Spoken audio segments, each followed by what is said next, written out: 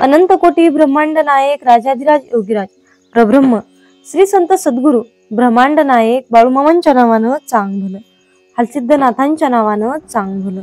नमस्कार प्रेमळ भक्तांनो, तुम्हा सर्वांचे पुन्हा एकदा खूप खूप मनापासून स्वागत आहे. भक्तांनो, आजच्या दैवी संदेशामध्ये मी तुम्हाला एक सुंदर अशी कथा सांगणार आहे. भक्तांनो, जर का तुम्ही ही कथा मन लावून शेवटपर्यंत ऐकली तर तुम्हाला सुद्धा नक्कीच समजेल की आयुष्यामध्ये गरिबी नक्की कोणत्या चुकीमुळे येते. तर चला तर मग आपण आजच्या सुंदर अशा कथेला सुरुवात करूया. भक्तांनो, एके दिवशी श्री महादेव आणि पार्वती देवी कैलास पर्वतावर ती बसले होते. तेव्हा पार्वती देवींनी महादेवांना प्रश्न केला, हे प्रभू, माझ्या मनामध्ये एक प्रश्न आहे की माणसांच्या जीवनात गरिबी काय येते आणि माणूस त्यापासून मुक्ती कसा मिळवू शकतो. तेव्हा महादेव म्हणाले, हे देवी, तुम्ही हा प्रश्न विचारून सगळ्या मानवजातीचा उद्धार केला आहे, पण तुमच्या या प्रश्नाचं उत्तर मिळवण्यासाठी मी तुम्हाला एक कथा सांगतो. ही कथा जो कोणी सुरुवातीपासून शेवटपर्यंत ऐकल त्यांच्या जीवनातील सगळ्या इच्छा पूर्ण होतील. तेव्हा देवी पार्वती म्हणाल्या, तुम्ही मला ही कथा सांगा. तेव्हा श्री महादेवांनी कथा सांगायला सुरुवात केली. एका नगरामध्ये एका गुरु शिष्यांची जोडी राहत होती. तो शिष्य रोज गुरूंसाठी भिक्षा मागून आणत होता. एके दिवशी तो आपल्या गुरूंबरोबर एका नगरात जात होता. चालता चालता संध्याकाळ झाली. ते एका शेताजवळ आले. त्या दोघांनाही खूप तहान लागली होती. तेव्हा त्या दोघांनी पाहिलं, त्या शेतामध्ये एक जुनं पडलेलं घर होतं. शिष्य गुरूंना म्हणाला, या ठिकाणी एक घर आहे. तहान लागल्यामुळे कंठ सुकू लागला आहे. आपण या घरात जाऊया, थोडं पाणी पिऊया आणि चालून चालून खूप थकलो आहोत आणि भूक पण खूप लागली आहे. रात्रीही होणार आहे. आपण या घरात जाऊया आणि आज रात्री इथे विश्राम करून सकाळी उठून पुढील यात्रेला सुरुवात करूया. त्यानंतर ते दोघेही त्या घराजवळ पोहोचले आणि त्या घराचा दरवाजा वाजवू लागले. काही क्षणात एका व्यक्तीने दरवाजा उघडला आणि त्याच बरोबर त्या व्यक्तीची बायको दरवाजातून बाहेर आली. त्या व्यक्तीच्या बायकोच्या हातात लहान मूल होतं. त्या तिघांकडे बघून असे कळत होते की हे फारच निर्धन आहेत. त्या सगळ्यांची खूपच जुने आणि फाटलेले कपडे होते. घरही अगदी झोपडीवजा होते. तेव्हा गुरुजी त्या व्यक्तीला विनम्रपणे म्हणाले, आम्हाला पिण्यासाठी थोडे पाणी मिळू शकेल का? आणि आता थोड्याच वेळात रात्रही होणार आहे, त्यामुळे आम्हाला एक रात्र इथे थांबण्याची अनुमती मिळू शकते का? त्या व्यक्तींनी होकार दिला, पण खाण्यासाठी काही मिळणार नाही असे मात्र सांगितले. तो व्यक्ती आतून पाणी घेऊन आला आणि त्या दोघांना दिलं.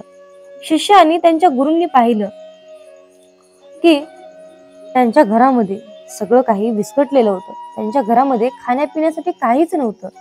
परंतु त्या व्यक्तीनं त्या गुरु आणि शिष्यांना पाणी दिलं. त्यांनी ते पाणी ग्रहण केलं. माझं तर 18 विश्व दारिद्र्य आहे, त्याच्यामुळे माझ्याकडे आता सध्या तुम्हाला खाऊ घालण्यासाठी काही नाही, असा तो व्यक्ती म्हणाला. खूप वाईटही वाटत होतं. मग गुरुजी म्हणाले की तुमचं शेत तर खूप मोठं आहे, तुम्ही या शेतात काहीच पेरलं नाही, मग तुमचा उदरनिर्वाह कसा होतो? गुरुजींचं बोलणं ऐकून ती व्यक्ती म्हणाली, गुरुजी, आमच्याजवळ एक म्हैस आहे. ती खूप दूध देते आणि तिचं दूध विकूनच आम्ही थोडे पैसे कमावतो. त्यावरच आमचा उदरनिर्वाह होतो आणि या म्हशीमुळेच मला माझ्या मुलांसाठी कुठूनही दूध खरेदी करावे लागत नाही. ते दोघेही त्या व्यक्तींच्या घरी थांबले. थोड्या वेळाने देवाचे नामस्मरण करून ते झोपी गेले. अर्धी रात्र झाली. तेव्हा अचानक गुरुजी झोपेतून उठले आणि आपल्या शिष्याजवळ जाऊन त्याच्या कानात खूप हळू आवाजात म्हणाले, आता आपल्याला इथून निघायला हवं. दोघे अंगणात आल्यावर गुरुजींनी गोट्यातली म्हैस ही आपल्या बरोबर घेतली. तेव्हा शिष्य गुरुजींना म्हणाला, गुरुजी, आपण तर ही चोरी करत आहोत, कारण यांच्यावरच त्यांचा उदरनिर्वाह चालतो. पण गुरुजी मात्र काही बोलले नाहीत आणि ते म्हशीला घेऊन निघाले. शिष्य मात्र गुरूंच्या या वागण्याने खूप अचंबित झाला होता, कारण त्याच्या गुरुजींनी त्याला कधीही कुणाबरोबरच चुकीचं करायला शिकवलं नव्हतं. त्याचे गुरुजी नेहमीच अशा गोष्टींना चुकीचे म्हणत होते. शिष्यांना विचार केला, आज पहिल्यांदा गुरुजी हे काय बोलत आहेत. असं तर त्यांनी कधी कुणाबरोबर करण्याचा विचारही केला नाही. पण शेवटी ते दोघे त्या व्यक्तींच्या म्हशीला घेऊन जंगलाच्या दिशेने निघाले. त्यांनी त्या म्हशीला जंगलात एका अशा ठिकाणी सोडलं जिथून त्या व्यक्तीची म्हैस घरी परत येणं खूपच कठीण होतं. त्यानंतर ते दोघं त्या जंगलातून बाहेर आले आणि त्या व्यक्तींच्या घरी न जाता ते सरळ आपल्या आश्रमात निघून गेले. गुरुजी मात्र पहिल्याप्रमाणे राहत होते, जसं त्यांनी कोणाबरोबर काही चुकीचं केलं नाही. पण शिष्याच्या मनात हा विचार नेहमी येत असे की त्यांच्या गुरुने त्या गरीब आणि असहाय्य व्यक्तीबरोबर चुकीचे केले आहे. त्या व्यक्तीचं घर उद्ध्वस्त झालं असेल. असे करत काही वर्ष निघून गेली. एके दिवशी तिथूनच जवळच्या गावातून जात असताना त्याच्या मनात विचार आला की त्या व्यक्तीला भेटूया, ज्या व्यक्तीची म्हैस मी आणि माझ्या गुरूंनी जंगलात सोडून दिली होती. आणि मी त्या गरीब व्यक्तीला थोडं धन देऊन त्याची थोडी आर्थिक मदतही करेल, म्हणजे त्या व्यक्तीचे पुढील आयुष्य आनंदात जाईल. या विचाराने शिष्य त्या व्यक्तीच्या शोधात निघाला आणि काही वेळानंतर तो त्या व्यक्तीच्या घराजवळ पोहोचला. परंतु त्या ठिकाणचे दृश्य पाहून तो खूपच हैराण झाला, कारण आता त्या व्यक्तीच्या शेतात खूप भरपूर झाडे लावलेली होती, त्याच्यावर भरपूर फळंही लागली होती आणि त्या व्यक्तीच्या झोपडीच्या जागेवर एक मोठं सुंदर घर बांधलेलं होतं. हे सगळं पाहून त्या शिष्याच्या मनात विचार आला की कदाचित म्हैस हरवल्यामुळे त्या व्यक्तीने आपलं सगळं काही विकून इथून निघून गेला असेल. आणि असाच विचार करत शिष्य परत जाऊ लागला. तेव्हा त्याची नजर त्याच व्यक्तीवर पडली. शिष्य त्या व्यक्तीजवळ जाऊन म्हणाला, कदाचित तुम्ही मला ओळखलं नाही. कितीतरी वर्षापूर्वी मी तुम्हाला भेटलो होतो. तेव्हा त्यावेळी ती व्यक्ती म्हणाली, मी तुम्हाला कसा विसरू शकतो.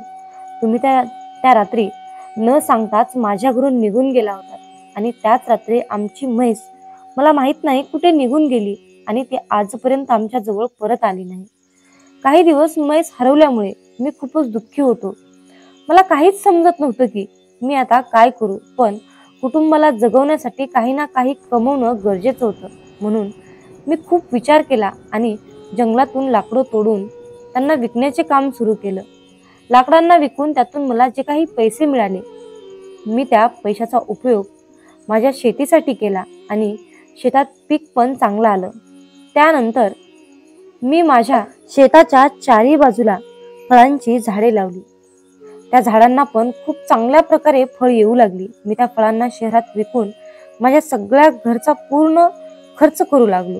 मला ज्या पण गरजेच्या वस्तू होत्या त्या मी खरेदी केल्या आणि आज मी नगरातला सगळ्यात मोठा फळ विकणारा व्यापारी बनलो आहे. हे सगळं म्हैस गेल्यामुळं झालं, कारण म्हैस घरात असल्यामुळे मी दुसरं काही काम करण्याचा विचार पण केला नाही. पण म्हैस हरवल्यानंतर मी माझ्या कुटुंबाचं पालनपोषण करण्यासाठी दुसरं काम करण्याचा विचार करू शकलो. त्यातून मी पैसे कमावू लागलो. ती व्यक्ती जी कुणी असेल, देव त्या व्यक्तीचं भलं करो, ज्यानं माझ्या म्हशीची चोरी केली. जर त्या व्यक्तीने माझ्या म्हशीची चोरी केली नसती तर मी आजही पहिल्याच प्रमाणे गरीब आणि असहाय्य राहिले असतो. पण बघा, आज मी माझ्या आयुष्यात खूप आनंदी आहे आणि नगरातला सगळ्यात मोठा व्यापारी पण आहे. शिष्य त्या व्यक्तीच्या तोंडून हे सगळं ऐकून खूपच हैराण झाला आणि विचार करू लागला की मी तर त्या व्यक्तींजवळ त्याची मदत करण्यासाठी आलो होतो. याला तर त्याची म्हैस हरवल्याचं जास्त दुःखच वाटत नाही आणि याने तर आपल्या कुटुंबाचा उदरनिर्वाह करण्यासाठी सगळ्याच प्रकारे प्रयत्न केलेले आहेत. आज ही व्यक्ती या नगराच्या सगळ्यात मोठा व्यापारी बनली आहे. आता त्याच्या लक्षात आलं की त्याचे गुरु असे का वागले होते. एखाद्याला त्याची क्षमता दाखवण्यासाठी त्याच्या पुढील चुकीचा पर्याय तोडावे लागतात, त्याशिवाय तो स्वतःला सिद्ध करू शकत नाही. पण त्या व्यक्तीने हे काम पहिल्यांदा का नाही केलं. जर या व्यक्तीने हे काम पहिल्यांदाच केलं असतं तर याला गरिबीला तोंड द्यावं लागलंच नसतं. त्यानंतर बराच विचार करून शिष्य त्या व्यक्तीला म्हणाला, तुम्ही हे कार्य पहिल्यांदा करू शकला असतात. तेव्हा ती व्यक्ती उत्तर देत म्हणाली, हे कार्य पहिल्यांदा होऊ शकलं असतं, पण त्यावेळी माझ्या कुटुंबाचं पालनपोषण माझ्या म्हशीमुळे न कष्ट करता खूपच सहज होत होते, ज्यामुळे मला कोणत्याही गोष्टीची कधी जाणीवच झाली नाही की मला अजून दुसरं काही कार्य करायला हवं. म्हणून मी कधी दुसरं कार्य करण्याबद्दलचा विचारही केला नाही. मी दुसरं कोणतंच कार्यही करू शकत नव्हतो. पण जेव्हा माझी म्हैस हरवली तेव्हा मला ही गोष्ट समजली की मी दुसरं काम करू शकतो. मग मी त्याच वेळी त्या क्षणापासून हा विचार केला की आजपासून मी माझ्या आयुष्यात जे काही करेल स्वतःच्या मेहनतीने करेल व त्याचा दृढ संकल्पामुळे आज मी या टप्प्यावर आहे. त्यानंतर महादेव पार्वतीला म्हणाले, म्हणून कधीही दुसऱ्यावरती अवलंबून राहू नका, कारण तुम्ही दुसऱ्या कोणावरती जास्त अवलंबून राहिलात तर तुमच्या आयुष्याची प्रगती कधीच होऊ शकत नाही. माणसाला स्वतःबद्दल आत्मविश्वास असणं फार गरजेचं आहे. ते आत्मविश्वासाबरोबरच त्याने जर का कठोर परिश्रम केले तर सर्व सुख त्याच्या आयुष्यात येऊ शकतात.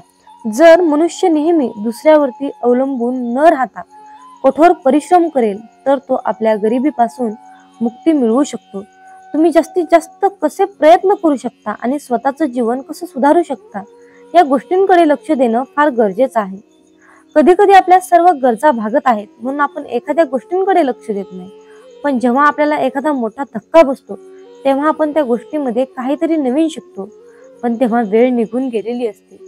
त्यामुळे आयुष्यामध्ये आपल्या हातात वेळ आहे तेव्हाच त्या वेळेचा सदुपयोग करणे आणि त्यातून चांगलं काहीतरी निष्पन्न करणे याकडे लक्ष देणं फार गरजेचं असतं.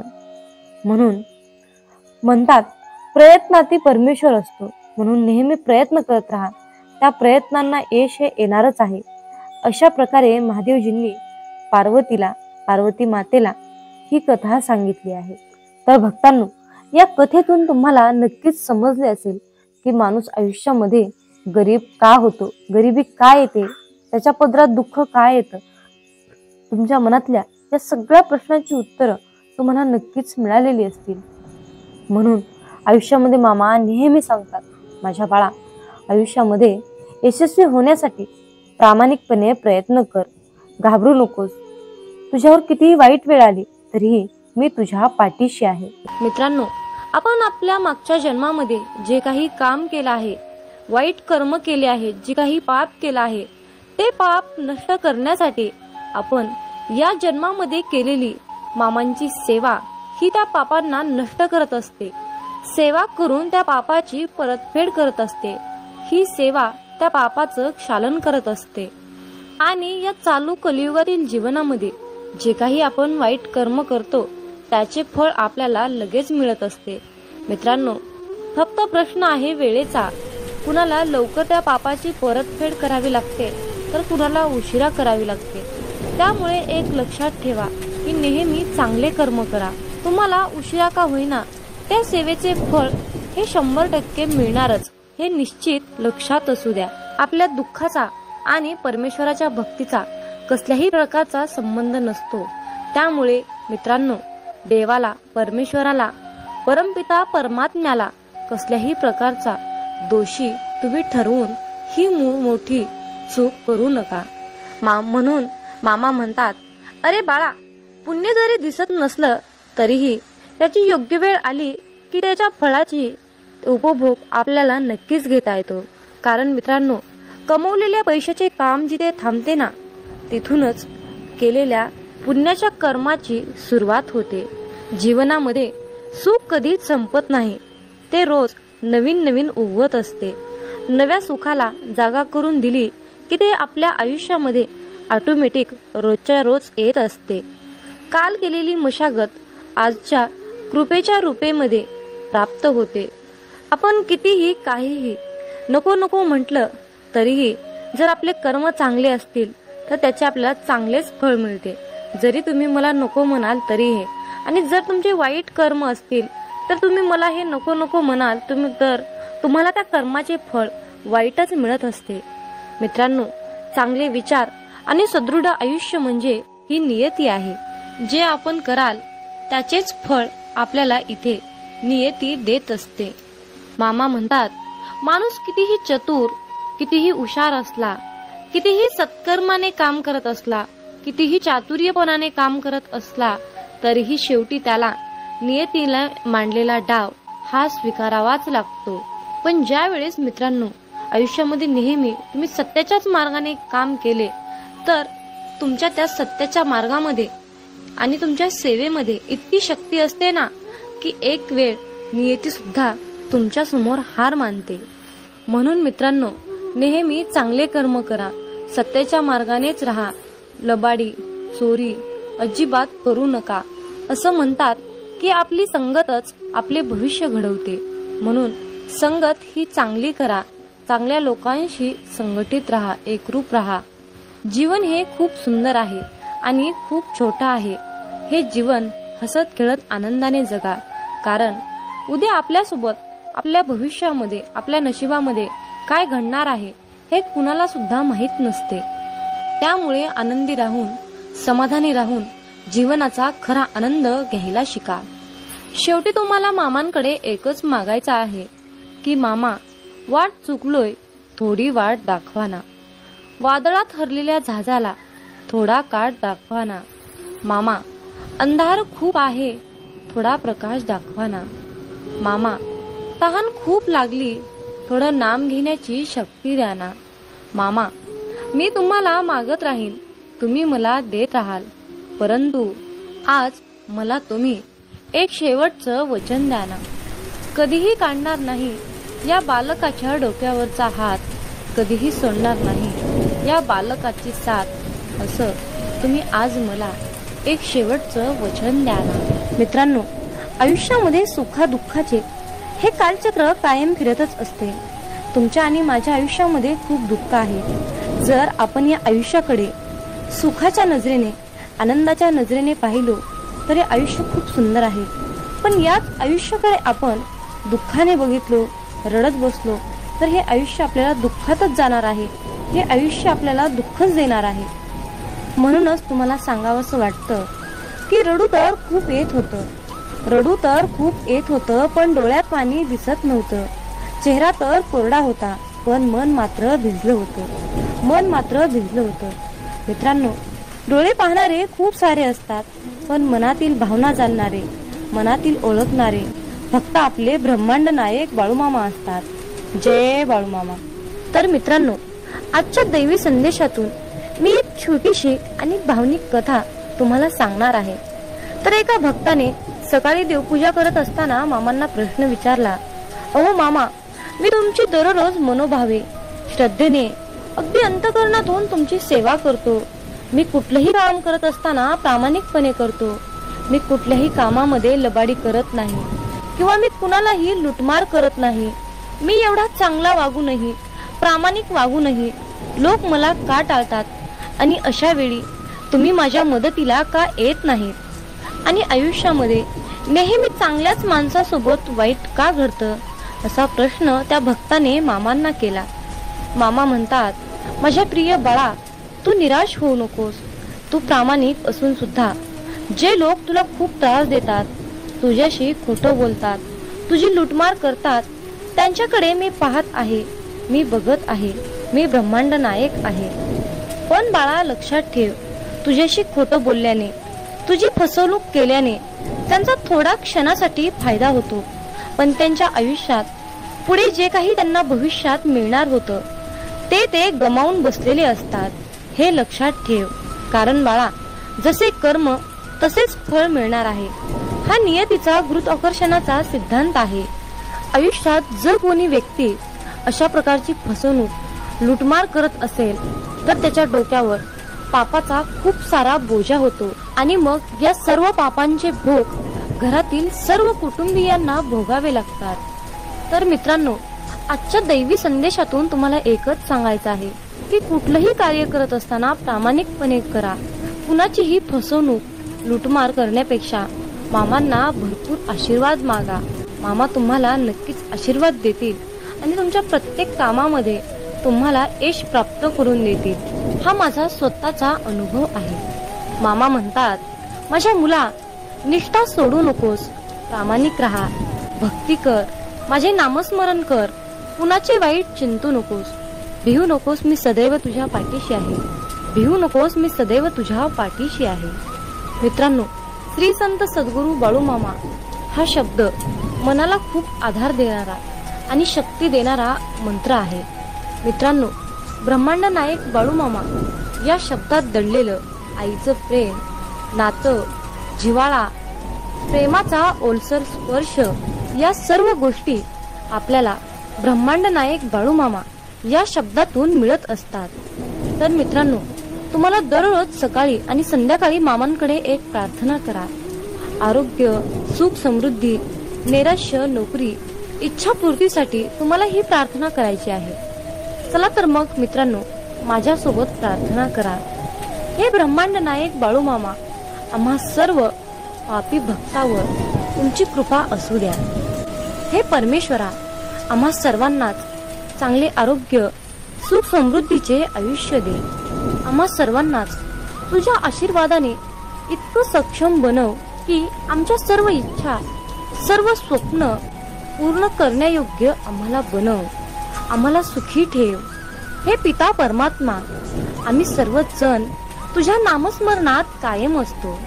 तू तुझ्या हाताने आमच्याकडून सर्वांचे कल्याण करून घे। सर्वांना चांगली बुद्धी दे आणि अहंकार न करता जीवन जगण्याची प्रेरणा दे। हे प्रभू, तुझ्या चरणी हीच माझी प्रार्थना आहे। तर मित्रांनो, दररोज तुम्हाला बाळूमामा चरणी ही प्रार्थना करायची आहे।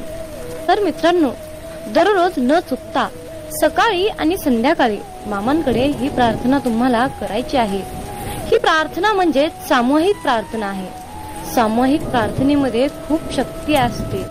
जर तुम्ही ही प्रार्थना मामांकडे केली तर तुमच्या इच्छा पूर्ण होतील हे निश्चित आहे।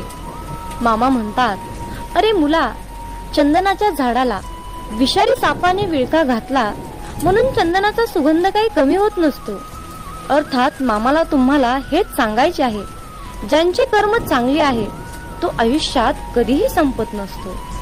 सत्कर्मी माणसालाच आयुष्यात अडचणी येतात, पण त्या अडचणी दीर्घकाळ टिकून राहणाऱ्या नसतात, तर लगेच सुटणाऱ्या असतात। मामा सांगतात, आयुष्यात कोणावरही विश्वास ठेवू नका, कारण लोकांचे खायचे दात वेगळे असतात आणि दाखवायचे दात वेगळे असतात। म्हणून मामा म्हणतात, नाती तीच जपा जी तुम्हाला जपण्याचा प्रयत्न करतात। नाती तीच जपा जी तुम्हाला जपण्याचा प्रयत्न करतात, कारण नातं हे फार नाजूक असते।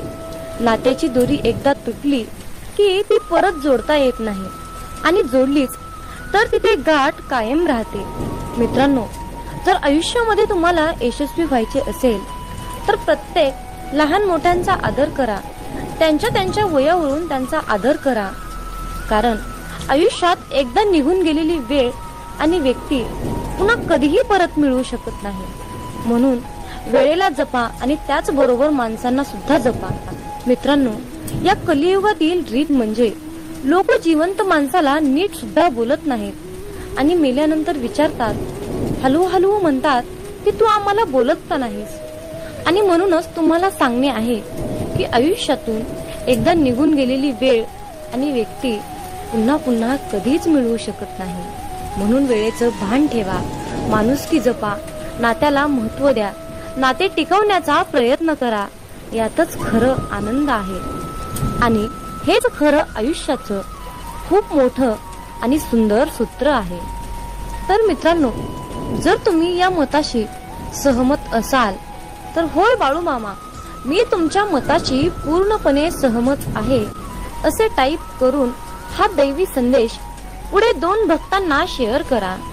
तुमच्या हातून पुण्याचे काम घडून येईल आणि तुम्ही नकळतपणे पुण्याचे भागीदार ठराल।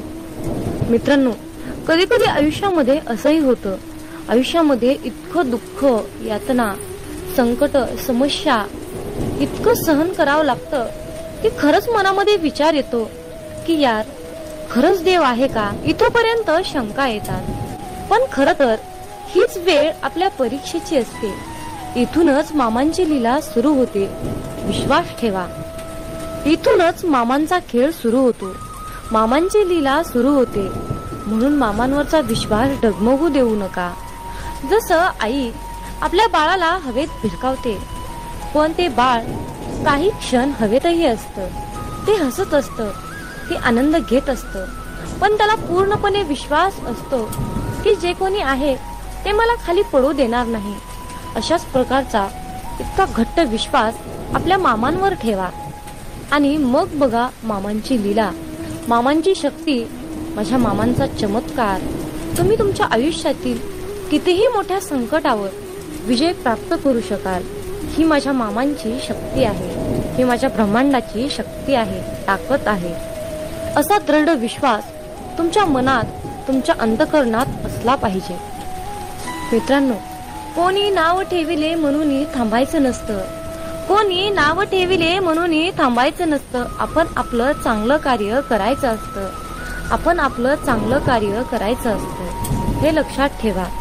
कारण मित्रांनो, जो देव रात्री झाडावर झोपलेल्या पक्ष्यांना कधी झोपेतही खाली पडू देत नाही, मग तोच देव आपल्याला कसा काय सोडू शकेल? माणूस हा स्वतःच्या नजरेत चांगला पाहिजे. लोकांचं काय, लोक तर देवात पण चुका काढतात. म्हणूनच बाळू मामा आजच्या दैवी संदेशातून तुम्हाला सांगू इच्छित आहेत की अरे मुला, कुठलंही काम करत असताना प्रामाणिकपणे कर. हाल होतील पण हार होणार नाही हे निश्चित आहे. आणि असा आज माझा तुला शब्द आहे. बाळू मामांचा हा आशीर्वाद सर्वांनीच प्राप्त करून घ्या आणि मामांना धन्यवाद म्हणा. देवाचे आभार माना. देवाचे आभार मानायला शिका. आयुष्यात तुम्हाला कशाचीही कमी पडणार नाही. फक्त माझ्या मामांच्या शक्तीवर विश्वास ठेवा. तर मित्रांनो, आजचा हा दैवी संदेश तुम्हाला कसा वाटला कमेंट करून मला नक्की कळवा.